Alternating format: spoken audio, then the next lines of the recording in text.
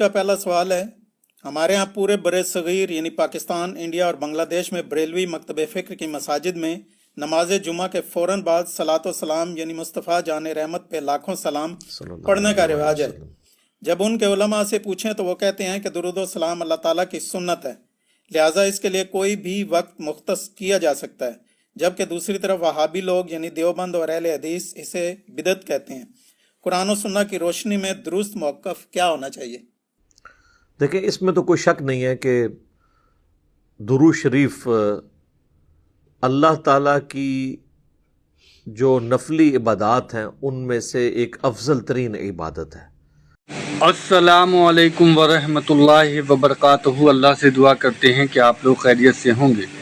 درود شریف کے کمالات، زندگی بدل دینے والے فضائل، کوفے کی مسجدیں میں گٹھلیوں پہ تسبیح پڑھنے کا واقعہ، اور درود شریف کے فضیلت اور نماز جمعہ کے بعد صلاۃ السلام کی حقیقت۔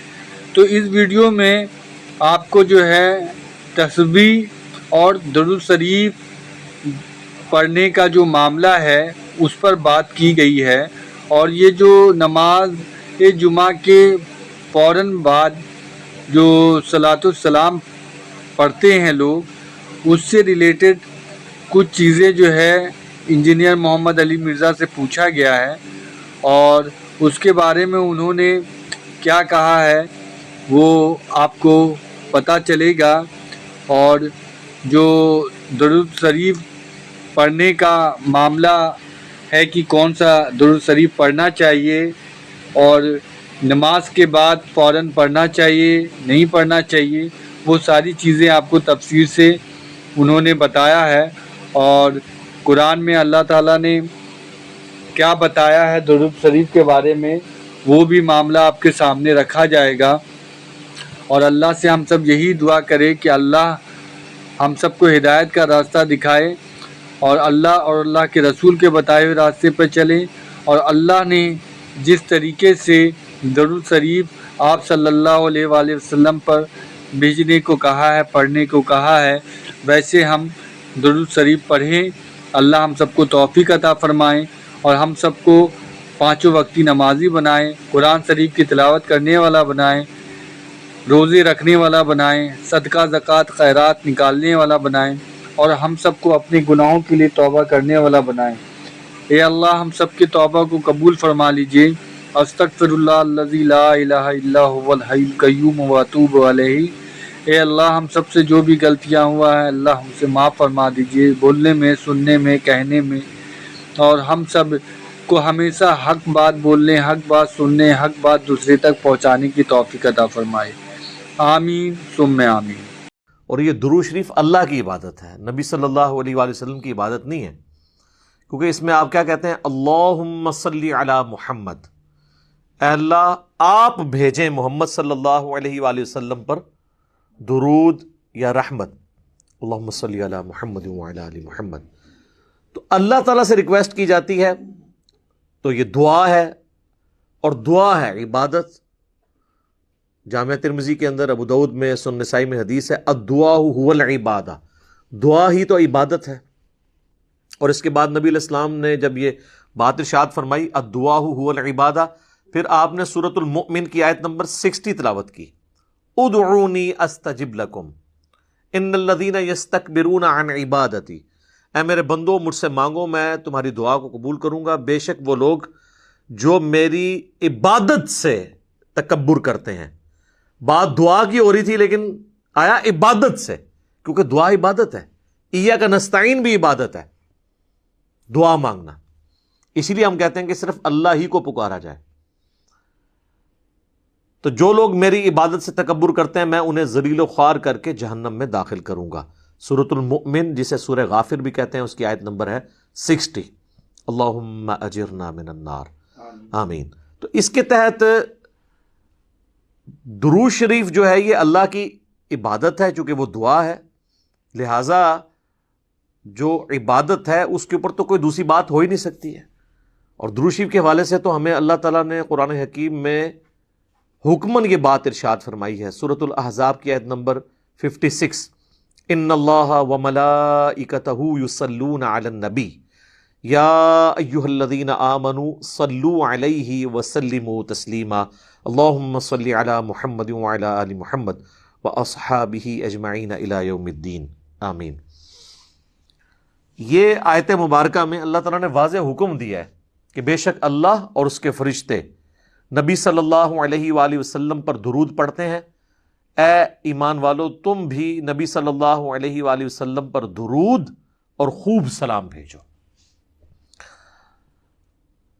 اس کے کانٹیکسٹ میں جو پہلی اسلام کی تفسیر ہے نا، تفسیر تبری، امام ابن جریر تبری المتوفا 310 ہجری، ان کی تفسیر کو تفسیر ابن جریر بھی کہا جاتا ہے۔ ابن کثیر نے انہی سے ہی کاپی کی ہیں اکثر چیزیں۔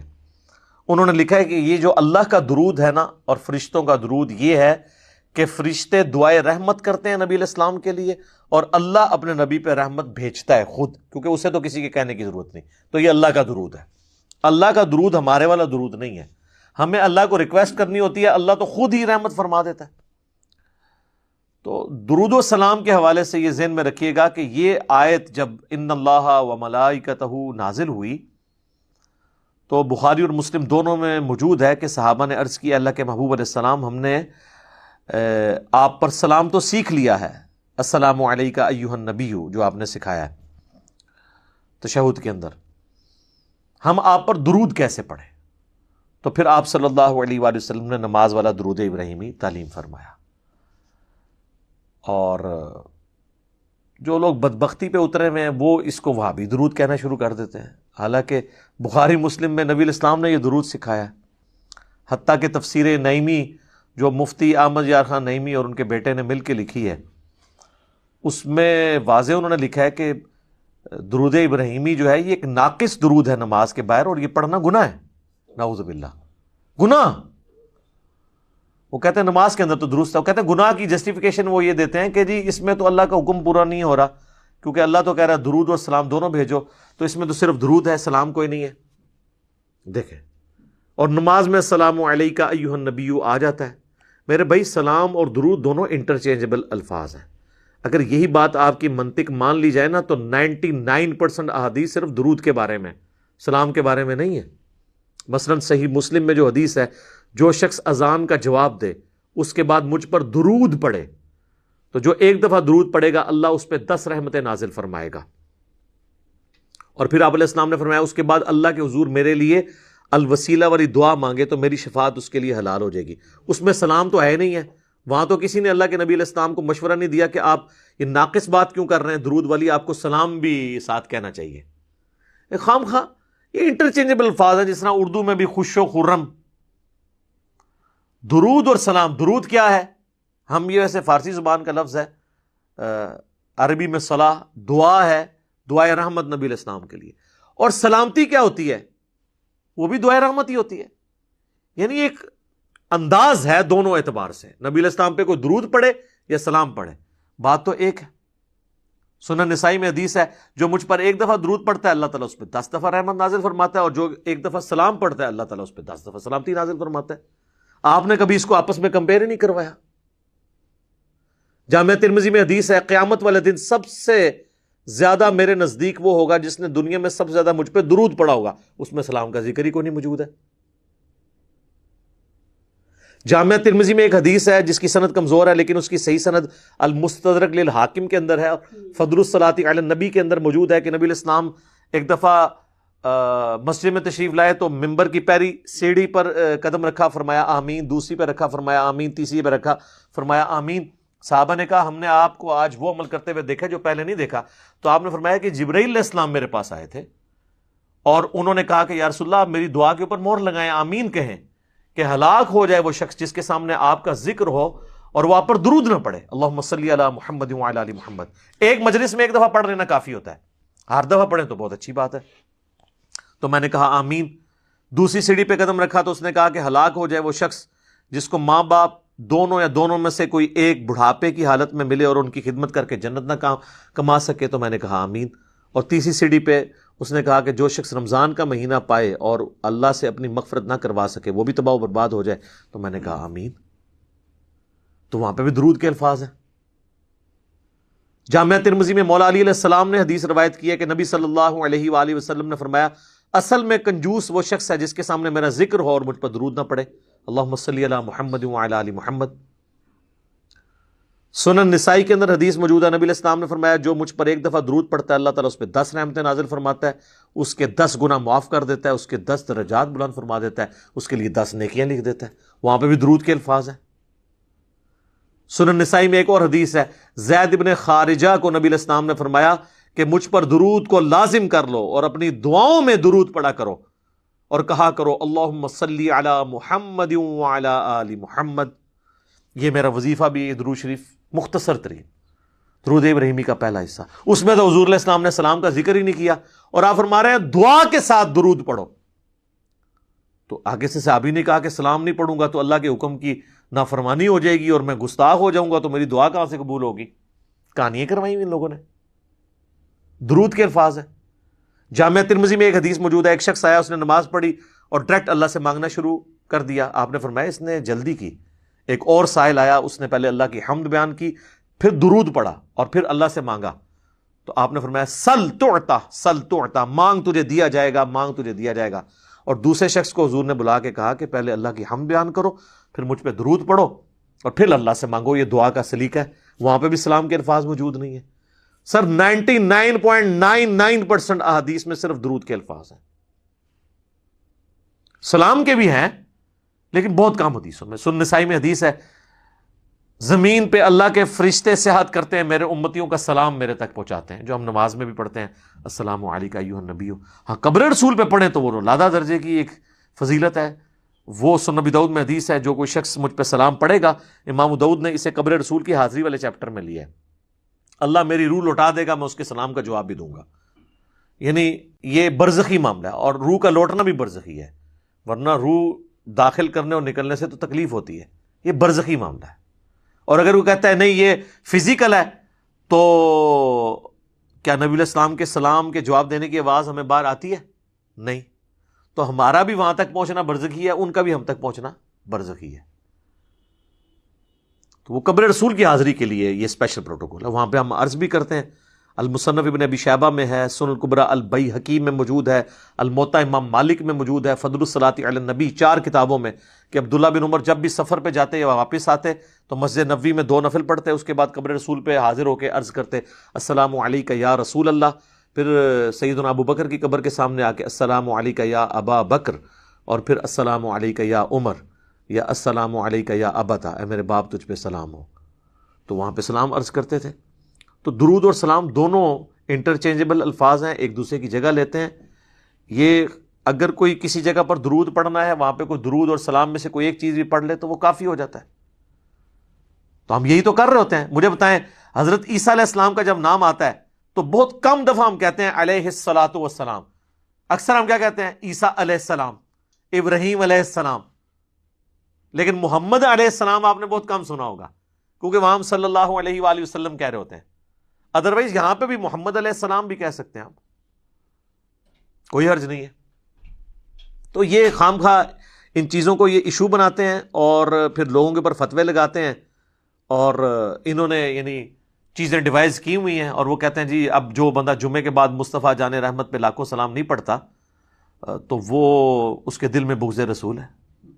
دیکھیں اندازہ کریں، یعنی اس کا تو مطلب یہ ہے کہ کل کو میں کوئی مسجد بناؤں اور اس میں میں اپنا لکھا ہوا کوئی نعتیہ کلام وہاں پہ جاری کر دوں ہر نماز کے بعد، جس میں نبی علیہ السلام کی تعریف ہو، اور جو کوئی شامل نہ ہو میں کہوں یہ گستاخ رسول ہے۔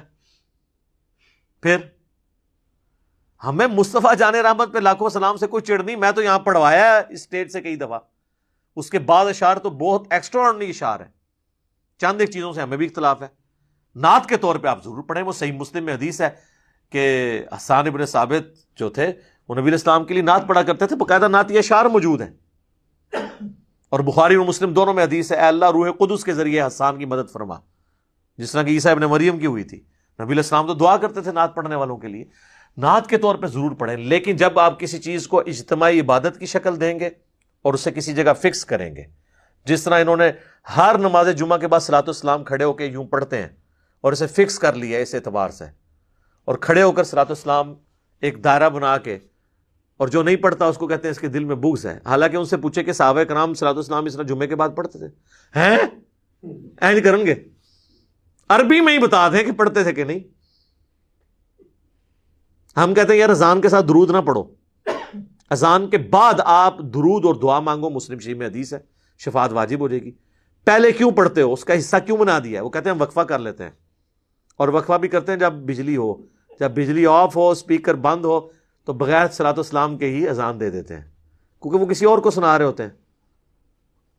تو کہتے ہیں جی کیا ہوا اگر ہم نے پہلے ملا لیا؟ تو ہم کہتے ہیں کیا حضرت بلال نے صلاۃ والسلام پڑھا تھا؟ ہیں؟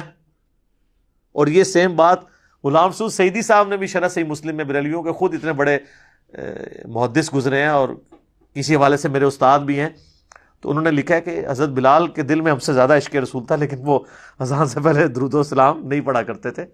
اور ان کی مسجد میں بلکہ ایک دو راتیں رہا بھی ہوں، تو انہوں نے منع کیا ہوا تھا وہاں. کبھی کبھار وہ اپنے مکتب فکر کے شر سے بچنے کے لیے 3-4 دن بعد نا ایک دفعہ درود پڑھوا لیتے تھے، وہ بھی بعد میں. ویسے وہ اذان کے ساتھ درود نہیں پڑھواتے تھے. تو ہم جب کہتے ہیں تو وہ فوراً فتویٰ لگاتے ہیں. وہ کہتے ہیں نہیں بغض ہے جبھی تو منع کر رہے ہیں نا. ٹائم کوئی اللہ نے بتایا نہیں ہے، اگر اللہ نے ٹائم نہیں بتایا تو جب مرضی پڑھیں. تو سر پھر ہم آپ سے عرض کریں گے کیا آپ مسجد میں جاتے وقت ٹوائلٹ کی دعا پڑھیں گے، یا ٹوائلٹ میں جاتے وقت دعا پڑھتے ہوئے ساتھ دروشی بھی پڑھیں گے؟ تو خود ہی ان کو سمجھ آ جائے گی بات کی کہ ہر چیز کا ایک وقت ہے. یہ تو اسی طریقے سے ہے، دروشی کا اگر کوئی وقت نہیں ہے تو پھر آپ قیام کے اندر سورہ فاتحہ کی جگہ دروشی پڑھنا شروع کر دیں گے، اپنی مطلب سے چیزوں کو اپنی مرضی سے چینج کریں گے. تو آپ حدیث سن لیں جامعہ ترمذی کے اندر، عبداللہ بن عمر کے سامنے ایک شخص کو چھینک آئی، اس نے کہا الحمدللہ والسلام علی رسول اللہ، تمام تعریفیں اللہ کے لیے اور سلام ہو نبی صلی اللہ علیہ وآلہ وسلم پر. اچھا الصلاۃ والسلام نہیں انہوں نے پڑھا. یہ کہتے ہیں نا درود سلام کے بغیر ناقص ہے، تو سلام تو درود کے بغیر اس سے بڑا ناقص ہوگا، کیونکہ اصل چیز تو درود ہے. تو انہوں نے تو نہیں پڑھا. تو عبداللہ بن عمر نے کہا میں بھی پڑھتا ہوں الحمدللہ والسلام علی رسول اللہ عام حالت میں، لیکن یہاں چھینک کے ساتھ میں نہیں پڑھتا. یہاں ہمیں نبی علیہ السلام نے صرف تعلیم فرمایا الحمدللہ یا الحمدللہ علی کل حال، تم وہی کہو جو نبی علیہ السلام نے تعلیم فرمایا. تو اس نے 295 نہیں لگوائی عبداللہ بن عمر کے اوپر کہ آپ درود کے منکر ہیں، آپ نہیں مانتے درود شریف کو. ان کی تربیت نبی علیہ السلام نے کی تھی. بخاری اور مسلم دونوں میں حدیث ہے، ایک صحابی کو آپ صلی اللہ علیہ وآلہ وسلم نے رات کے وقت وضو کے بعد سونے سے پہلے ایک دعا تعلیم کی. اس میں الفاظ تھے بِنَبِيِّكَ الَّذِي أَرْسَلْتَ، میں ایمان لایا اس پر جو میرے نبی کے ساتھ، تیرے نبی کے ساتھ اے اللہ نازل ہوا. تو اس نے اس دعا کو ریپیٹ کرتے ہوئے پڑھ دیا بِرَسُولِكَ الَّذِي أَرْسَلْتَ. بہتر الفاظ استعمال کیے، سپرلیٹو ڈگری ہے رسول. رسول تو صرف 315 ہیں، باقی تو 1 لاکھ سے زیادہ انبیاء ہی ہیں. تو آپ فرمایا تم نے میرے الفاظ کیوں چینج کیے؟ وہی کہو جو میں نے کہا ہے. تو اس نے آگے سے نہیں کہا کہ یا رسول اللہ میں نے تو بہتر ڈگری لگا دی ہے، تو آپ قبول کر لیں، اس کو بدعت حسنہ کے طور پہ قبول کر لیں. آپ علیہ السلام کو پتا تھا کہ الفاظ نہ چینج کریں گے تو پھر معاملات خراب ہوں گے. اچھا پھر ان کے پاس ایکسکیوز باقی وہ رہ جاتا ہے، وہ دیکھیں نہیں منع کہاں ہے. اس کا بھی ہم نے ان کو جواب دیا ہے کہ منع تو ہو گیا نا جب جنرلی آپ علیہ السلام نے فرما دیا. صحیح مسلم میں 2005 نمبر حدیث امام جعفر نے امام باقر سے اور امام باقر نے جابر بن عبداللہ سے روایت کی رضی اللہ عنہم اجمعین و علیہم السلام اجمعین کہ نبی علیہ السلام ہر خطبے سے پہلے کہتے تھے اما بعد فإن خیر الحدیث کتاب اللہ وخیر الہدی ہدی محمد صلی اللہ علیہ وآلہ وسلم وشر الامور محدثاتها وکل محدثۃ بدعہ وکل بدعۃ ضلالہ وکل ضلالۃ فی النار. کچھ الفاظ مسلم کے ہیں، کچھ سنن نسائی کے، کچھ ترمذی کے. آگاہ ہو جاؤ سب سے بہترین کلام اللہ کی کتاب ہے، سب سے ہدایت یافتہ راستہ محمد صلی اللہ علیہ وآلہ وسلم کا ہے. بدترین کام وہ ہیں جو دین میں خود سے داخل کر دیے جائیں، اور وہ تمام کام بدعتیں ہیں، تمام بدعتیں گمراہیاں ہیں، اور تمام گمراہیاں آگ میں لے جانے والی ہیں. اللہم اجرنا من النار آمین. تو اب حضور آپ کو کیسے منع کرے؟ آپ جنرل کہہ رہے ہیں کہ میں نے جو تعلیم کیا اس سے ہٹ کے آپ نے نہیں کرنا. بخاری اور مسلم دونوں میں حدیث ہے من احدث فی امرنا ھذا فہو رد، جس نے ہمارے دین میں جو ہم نے تعلیم کیا ہے کوئی بات نہیں داخل کر دی وہ مردود ہے. اگر کوئی کہے گا نا میں فجر کے 3 فرض پڑھوں گا ایک فالتو ہی ہے، مردود ہو جائے گی۔ اچھا 2 کی بجائے 1 پڑھنے سے مردود ہونا تو سمجھ آتی ہے، 2 کی بجائے 3 پڑھنے سے مردود کیوں ہو جائے گی؟ کیونکہ نبی علیہ السلام کے پیٹرن سے ہٹ جائے گی۔ عبادت کی قبولیت کے لیے پہلی شرط عقیدے کا درست ہونا، دوسری شرط نبی علیہ السلام کے طریقے پہ ہونا، اور تیسری شرط اخلاص بھی ہو، اللہ کے لیے ہو رہا ہو، دکھلاوے کے لیے نہیں۔ پھر نبی علیہ السلام کا طریقہ چھوڑ دیا تو پھر آپ کی کہاں سے عبادت قبول ہونی ہے؟ پھر بھی ان کو سمجھنا ہے۔ پھر میں ان کو اینٹی وینم الزامی جواب، پھکی جسے میں پنجابی میں کہتا ہوں، وہ دیتا ہوں کہ اچھا یہ بتاؤ کہ جنازے کی اذان منع کہاں ہے؟ وہ کہتے ہیں جی نبی علیہ السلام نے دی نہیں ہے۔ یہ تو کوئی ایکسکیوز نہیں ہے۔ اذان کیا برا کام ہے؟ نیکی کا کام ہے، کرو۔ بخاری مسلم میں حدیث ہے، اذان کی آواز سن کے شیطان کی ہوا خارج ہو جاتی ہے اور وہ بھاگ جاتا ہے۔ تو آپ کو جو بعد میں قبر پہ جا کے آپ اپنی اذان خود سے دیتے ہیں شیطان کو بھگانے کے لیے، جنازے کے وقت بھی بھگائیں نا۔ تو کہتے ہیں نہیں جی وہ تعلیم نہیں کی نبی علیہ السلام نے، تو پھر آپ کی اپنی ڈیفینیشن خود ہی خراب ہو گئی نا۔ ہم بھی یہی کہتے ہیں جو تعلیم نہیں کی وہ نہیں کرنا، اور کچھ زیادہ کوئی چتر بننے کی کوشش کرتے ہیں، وہ کہتے ہیں جی یہ جنازے دی اذان وہ ہوندی ہے جڑا بچہ پیدا ہوتا ہے نا اس ٹائم کہانی دیتی جاتی ہے۔ ایڈی لمبی کہانی بنا دے جے۔ یہ کس آیت اور حدیث میں لکھا ہوا ہے کہ یہ وہ والی اذان ہوتی ہے؟ خام اذان کا مقصد ہمیشہ نماز کے اعتبار سے لوگوں کو بلانا ہوتا ہے۔ تو اس کا تو مطلب ہے کہ جب بچے کے کان میں اذان دی جائے تو سپیکر میں دیا کریں تاکہ سارے گھر آپ کے پہنچ جائیں اور کہیں جی آج جنازہ پڑھنا آیا ہے دا دسو کو ہونا ہے، پھر اس طرح کی گلاں ہون گے تو یہی جواب ازی دیا گے نا۔ نان سینس باتیں کرتے ہیں۔ عید کے لیے میں نے بات کی، وہ کہتے ہیں جی دیکھیں جی بخاری مسلم میں آتا ہے کہ نبی علیہ السلام عید کی اذان نہیں دیا کرتے تھے، صرف جماعت ہوتی تھی۔ تو اس میں منع تو کہیں نہیں لکھا ہوا کہ آپ منع کرتے تھے، کیونکہ آپ تو کہتے ہیں جو اللہ کے نبی نے کیا یا نہیں کیا، اگر وہ اچھا کام ہے اور منع نہیں کیا تو جائز ہے، تو عید کی اذان دینا۔ تو کہیں گے نہیں، تو یہاں پہ بھی آپ یہی سمجھیں۔ تو یہ بدعت کو سمجھیں، یہ بہت سینسٹیو ایشو ہے۔ اس طرح تو ہر شخص اپنی مرضی کا دین ڈیوائز کرنا شروع کر دے گا۔ وہ کہتے ہیں نہیں جی ایک حدیث ہے صحیح مسلم کے اندر کہ جس نے اسلام میں اچھی بدعت جاری کی اسے ثواب ملے گا، اور جتنے لوگ عمل کریں گے اس کا ثواب بھی ملے گا، جس نے بری بدعت جاری کی تو اس کا وبال اس پہ ہوگا، اور جتنے لوگ عمل کریں گے ان کا وبال بھی اس پہ پڑے گا۔ سر یہ کہیں مسلم شریف میں ان الفاظ کے ساتھ نہیں ہے، یہ الفاظ ہیں سنت حسنۃ اور سنت سیئۃ۔ جس نے اچھی سنت جاری کی اور جس نے بری سنت جاری کی، اچھا طریقہ، سنت مانے طریقے کے۔ اور یہ پوری حدیث جو ہے یہ بیان نہیں کرتے، اس میں خود ہی کلیئر ہو جائے گا کہ نبی علیہ السلام کے پاس کچھ نیو مسلم آئے جن کے پاؤں میں جوتیاں بھی نہیں تھیں اور غربت کے آثار ان پہ نمایاں تھے۔ نبی صلی اللہ علیہ وآلہ وسلم نے خطبہ دیا مسجد کے اندر نماز کے بعد، اور اس میں آپ علیہ السلام نے قرآن پاک سے جو ہے وہ انفاق فی سبیل اللہ سے متعلق آیات تلاوت کی اور ترغیب دلائی۔ تو لوگ اپنے اپنے گھروں کو گئے تاکہ ان نیو مسلمز کی مالی مدد کریں۔ تو ایک شخص گیا، وہ اتنا بڑا جو ہے نا وہ بھر کے نا بورا، صحابہ کہتے ہیں بڑی مشکل سے وہ گھسیٹتا ہوا لا کے مسجد کے سین میں اس نے رکھا۔ تو اس کو دیکھ کے باقی لوگوں کو بھی ہمت ہوئی، اپنے گھروں سے سامان لے کے آئے۔ تو نبی علیہ السلام نے اس شخص کے بارے میں فرمایا جس نے اسلام میں اچھا طریقہ جاری کیا، اسے ثواب ملے گا، اور جتنے لوگ اس کو دیکھ کے کریں گے اسے بھی ثواب ملے گا۔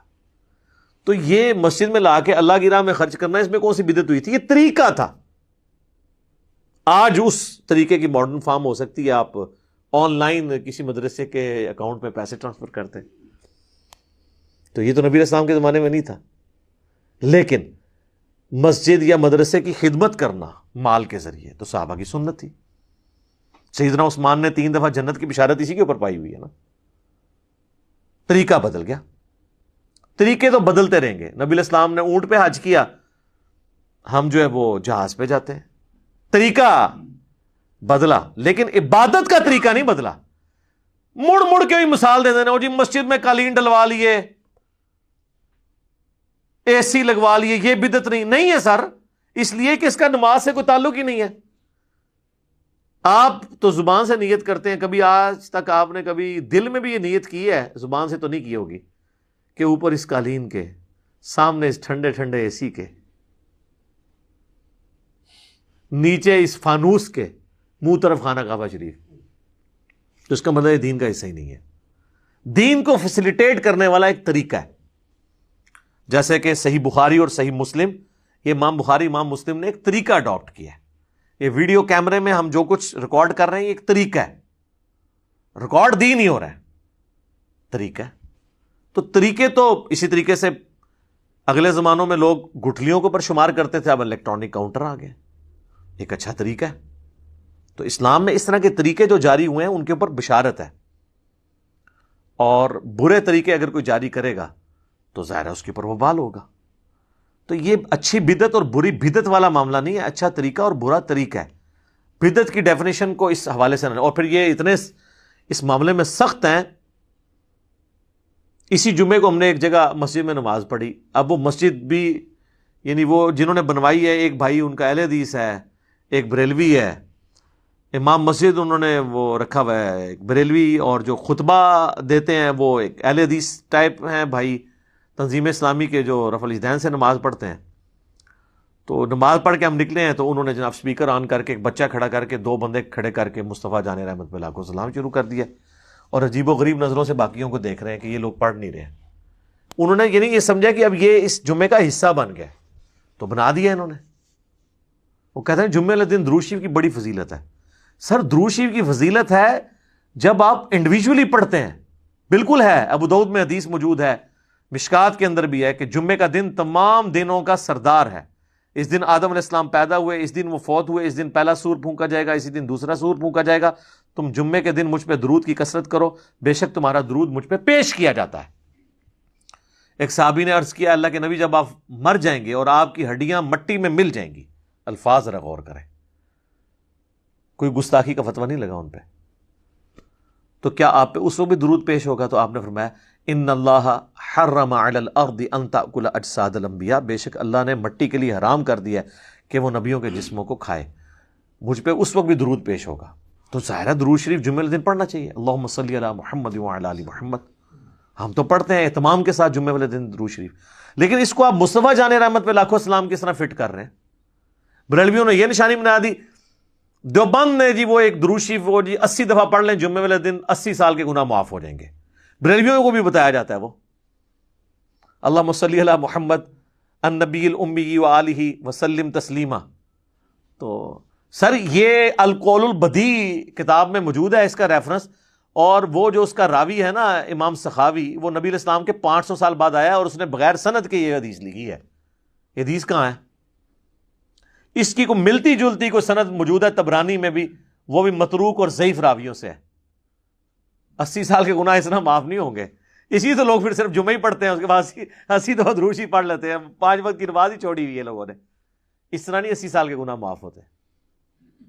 درود شریف آپ پڑھیں، ضرور پڑھیں، لیکن جب آپ ایون آپ 100 دفعہ پڑھیں، 80 دفعہ پڑھیں، پڑھنا چاہتے ہیں ضرور پڑھیں، لیکن جب آپ ہلکا بنائیں گے، ایک اجتماعی شکل دیں گے، یہ یاد رکھیں پیٹ رول بدعت کا. انڈیویجولی آپ جو مرضی کریں، جو کتاب و سنت میں آیا ہوا ہے، ٹائم سے ہٹ کے بھی، تو اس کے اوپر کوئی فتویٰ نہیں لگتا. وہ ہر شخص کو حق حاصل ہے نفلی عبادت جس ٹائم مرضی کرے، اللہ جن اوقات کے اندر منع ہے. وہ ہم یہی کہیں گے کہ منع کن اوقات میں ہے. میں آپ کو نہیں کہوں گا اشراق آپ نے فجر کا وقت ختم ہونے کے 20 منٹ بعد ہی پڑھنی ہے، آپ بے شک 2 گھنٹے بعد پڑھ سکتے ہیں. لیکن جو اجتماعی چیزیں ہیں نا، جیسے ہی اجتماعیت آئے گی تو ہر وہ چیز جو نبی علیہ السلام نے تعلیم نہیں فرمائی بدعت ہو جائے گی.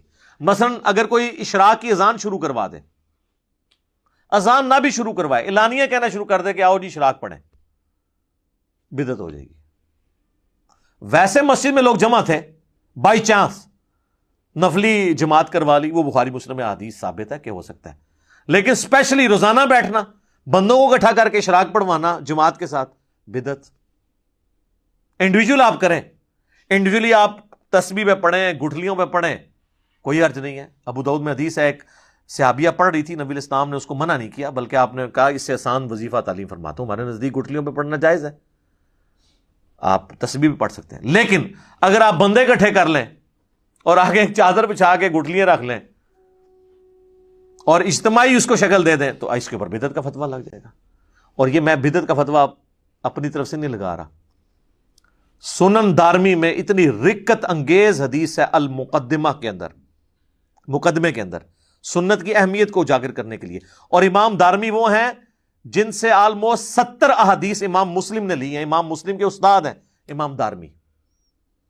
اور کتب ستہ کے بعد جس کتاب کا نمبر ہے نا الموطا امام مالک اور مسند احمد کو چھوڑ کے، وہ سنن دارمی ہے. اس کے مقدمے میں یہ روایت موجود ہے، بریلویوں نے چھاپی بھی ہے، آپ خود پڑھ لیں.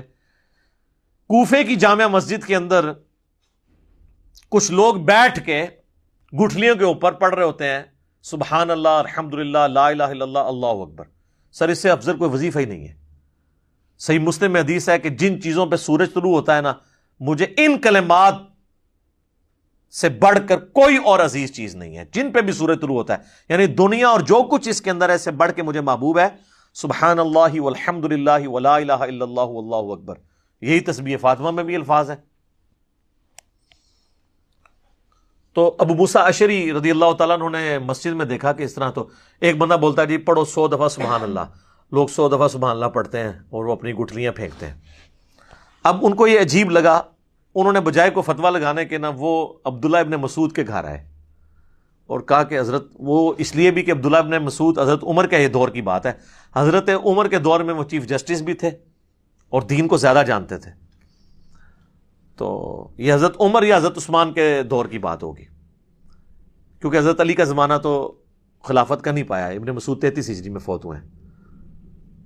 تو عبداللہ ابن مسعود کو انہوں نے آگے کہا کہ آج میں نے مسجد میں ایسا کام ہوتے ہوئے دیکھا ہے جو میں نے نبی الاسلام یا ان کے اصحاب میں تو نہیں دیکھا. تو ان کا کیا، تو ان کا یہ ہو رہا ہے. تو انہوں نے کہا کہ تم نے ان کو یہ کیوں نہیں کہا کہ اپنے بیٹھ کے گناہ شمار کرو، یہاں پہ بجائے یہ گٹھلیاں شمار کرنے کے اپنے گناہ شمار کرو.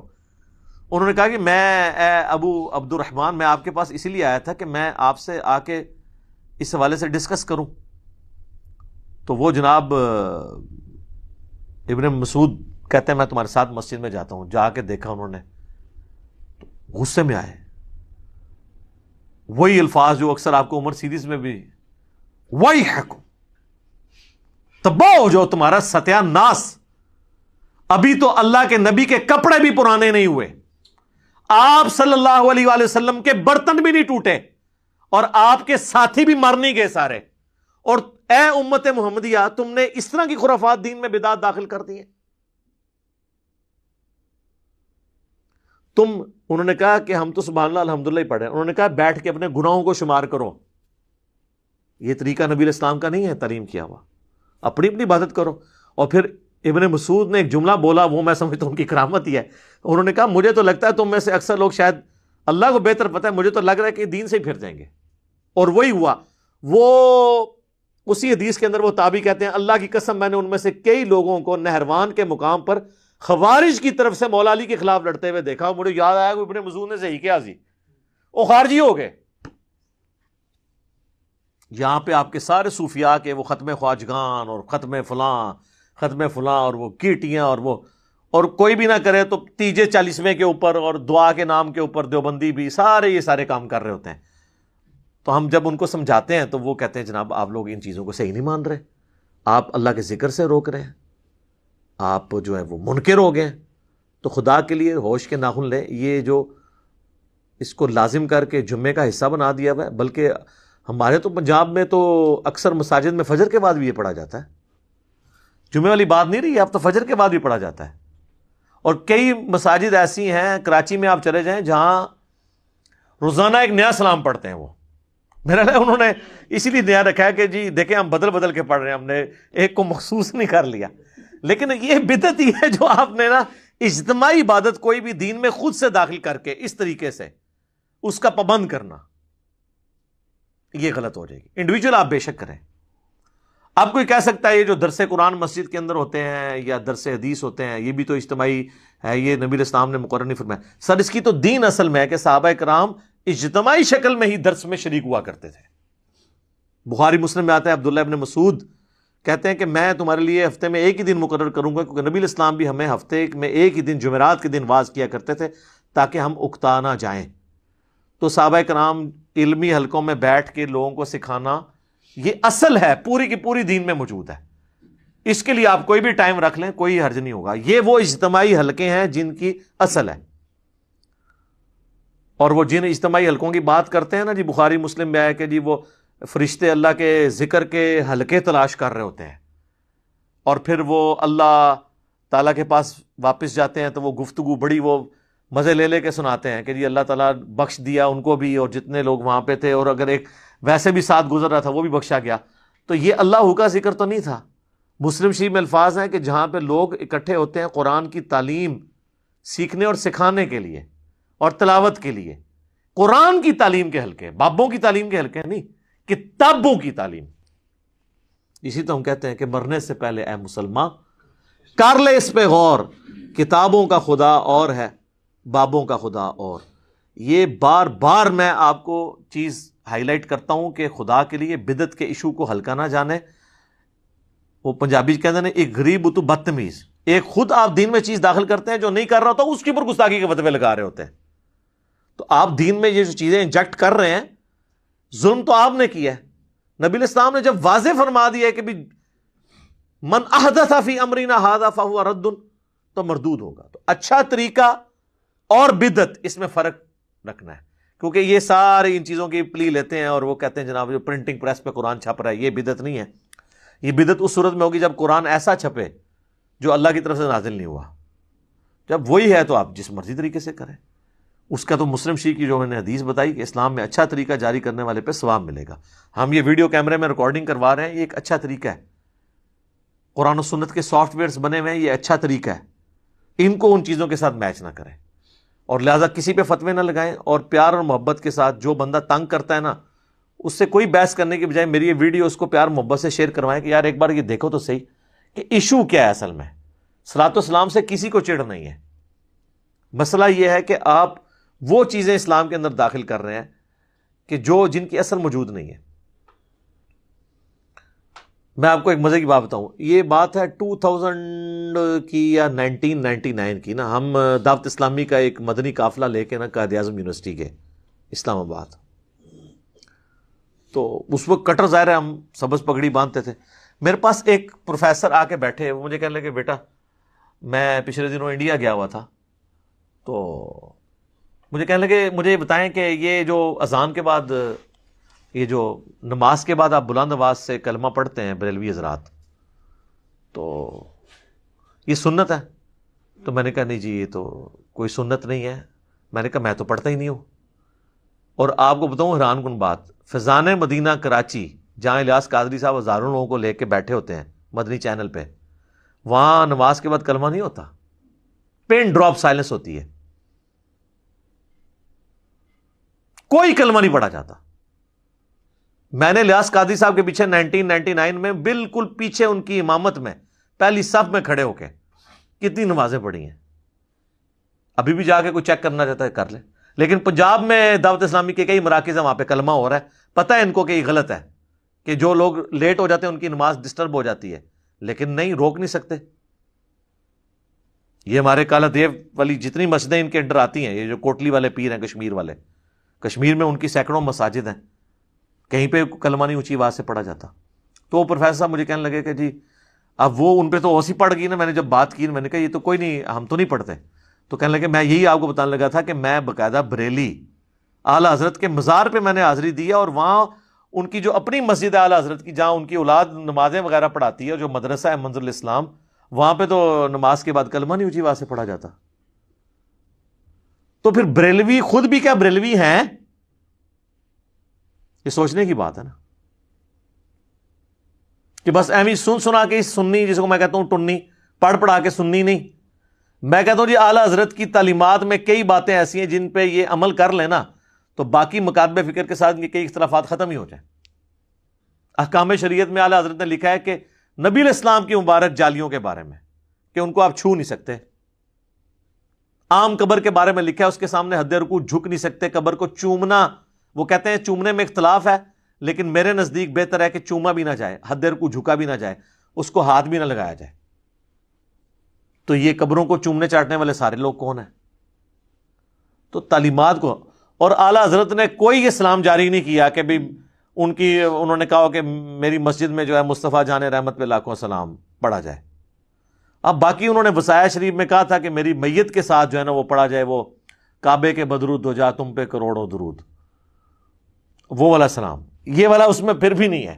لیکن یہ بھی مطلب میں ویسے انفارمیشن کے طور پہ بتا رہا ہوں، یہ نہ تسی کہو کہ جی یہ شروع کرا دینے جڑا اعلیٰ حضرت تو ثابت ہے.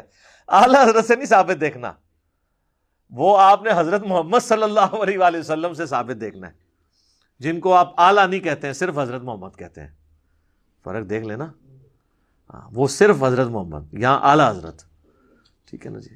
میں کئی بار سنتا ہوں، آپ دیکھیں یہ اپنے علماء کے ناموں کے ساتھ اتنی لمبی لمبی دمیں، کئی بار یعنی مدنی چینل پہ میں نے دیکھا ہے نا کہ وہ الیاس قادری صاحب کا نام لیتے ہیں تو ان کے ساتھ اتنے القابات، ابو البلال فلاں فلاں فلاں، اپنی کتاب میں فرمان مصطفیٰ نقل کرتے ہیں، مصطفیٰ کلّہ صلی اللہ علیہ وآلہ وسلم. کبھی کبھار القابات بھی لگا لیتے ہیں، کئی بار اکیلے بھی. اور کئی لوگ تو ایسے ہیں اللہ معافی دے، اگر ایک جملے میں 3 دفعہ نام ہے 3 دفعہ القابات ریپیٹ کرتے ہیں. تقریر لمبی ہو جائے ان کو کوئی غرض نہیں ہے، چیزیں خود سے دین میں داخل کی ہوئی ہیں اور باقیوں کا اس کو پابند بنایا ہوا ہے. اور جب کوئی پوچھتا ہے تو کہتے ہیں جی آپ لوگ منکر ہو گئے. ابھی انہوں نے اذان شروع کروا دی ہوئی ہے اس کے اوپر، قبر کے اوپر. پوچھے کہاں لکھی ہے، وہ کہتے ہیں جی بات یہ ہے کہ قبر میں سوال ہونے ہیں نا، ان سوالوں کے جواب اذان میں. تو نبی الاسلام کو اس بات کا نہیں پتا تھا تو آپ ہی شروع کروا دیتے. اور کہتے ہیں دیکھیں اذان ہی دی ہے نا جی، کوئی ادھر کوئی لڈی تو نہیں ڈالی نا، کوئی غلط کام تو نہیں کیا. وہی بات پھر تو سر جنازے سے پہلے بھی اذان کروائیں، عید سے پہلے بھی اذان کروائیں، منع تو وہ بھی کوئی نہیں ہے، صرف ثابت نہیں ہے نا، کرواتے جائیں. تو یہ بدعت کے ایشو کے بارے میں معاملات کو دیکھنے کی ضرورت ہے. باقی یہ میں مانتا ہوں کہ اہل حدیث نے بھی ہر مسئلے کے اوپر جو بدعت کا فتویٰ لگایا نا، وہ بھی بالکل پھر غلط طرف چلے جاتے ہیں، وہ بھی ایکسٹریم رویے ہیں. اس طرح کے معاملات کو جو ہے نا وہ پھر بدعت کے حوالے سے خود کے ہی ایک معاملات میں وہ پھنس جاتے ہیں. لیکن جو بنیادی چیزیں ہیں ان کو آپ دیکھ کے چلیں، تاکہ دین کے اندر ایسی چیزیں داخل نہ ہوں کہ جس کی وجہ سے آپ کو پھر تکلیف اٹھانی پڑے، اور الٹا آپ تو وہ جاری کر کے سائڈ پہ ہو جاتے ہیں، جو بیچارے نہیں کر رہے ہوتے ان کے اوپر گستاخی کے فتوے لگ رہے ہوتے ہیں. تو اللہ تعالیٰ ہمیں کتاب و سنت کی تعلیمات کے مطابق چلنے کی توفیق عطا فرمائے. آمین. ٹھیک ہو گیا جی.